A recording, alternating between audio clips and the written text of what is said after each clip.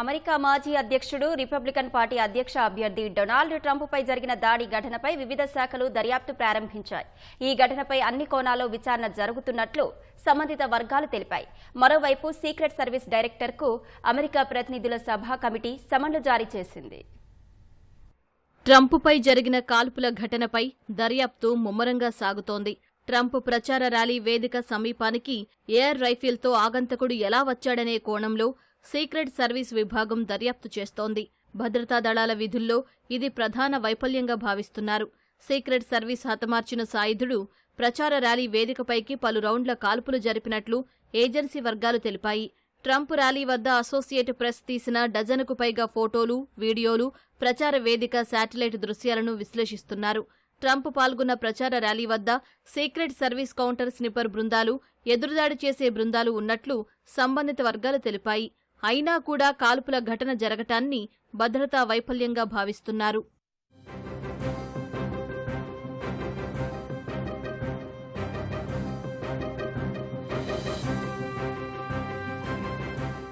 మరోవైపు ట్రంప్పై జరిగిన కాల్పుల ఘటనపై federal bureau of investigation FBI కూడా దర్యాప్తు ప్రారంభించింది.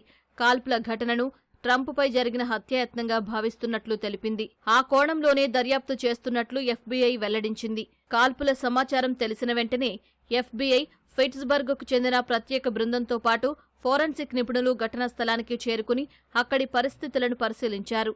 ఈ ఘటనకు సంబంధించిన సమాచారం తెలిసిన వారు తమకు ఫోన్ చేసి చెప్పాలని FBI కోరింది.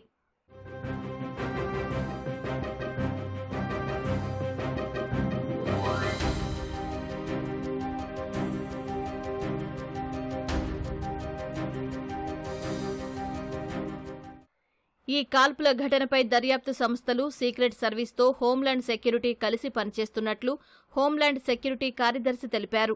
అధ్యక్ష ఎన్నికల్లో పోటీ చేస్తున్న అభ్యర్థితో పాటు వారి ప్రచార కార్యక్రమాలకు భద్రత కల్పించాల్సిన బాధ్యత తమ శాఖదని చెప్పారు. ఈ ఘటన నేపథ్యంలో అమెరికా అధ్యక్షుడు బైడెన్తో పాటు మాజీ అధ్యక్షుడు ట్రంప్ వారి ప్రచారకర్తలతో మాట్లాడినట్లు హోంల్యాండ్ సెక్యూరిటీ కార్యదర్శి తెలిపారు. వారి భద్రత కోసం అన్ని జాగ్రత్తలు తీసుకుంటున్నట్లు వెల్లడించారు. కాల్పుల ఘటనపై అన్ని కోణాల్లో దర్యాప్తు జరుగుతున్నట్లు తెలిపారు.